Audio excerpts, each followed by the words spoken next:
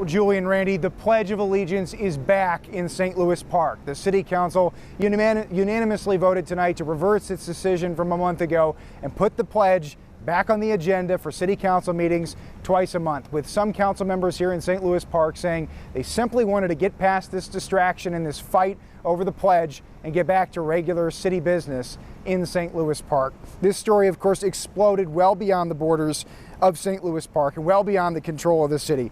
President Trump attacked the council on Twitter multiple times this month, and crowds jammed into council chambers on a couple of different occasions, including tonight when the protesters were met with counter-protesters who defended the St. Louis Park City Council against some of the criticism that they've been receiving.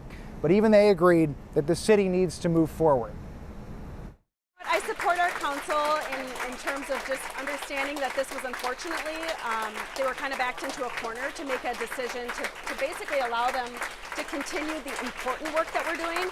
I think it's really important to be traditional, to be patriotic, to be American, to say our pledge. No reason why we can't.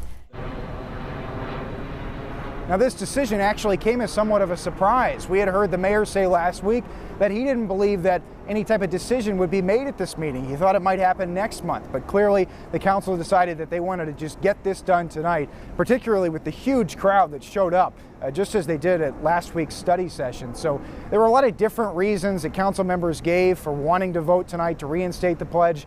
We heard that they had gotten hundreds of messages in some cases from people who were angry with their decision. A lot of it was that distraction, but there was even one council member tonight that apologized to immigrant communities, saying that he didn't mean to speak for them when he decided to get rid of the Pledge of Allegiance and that he was sorry that they've been receiving some of this backlash. Back to you.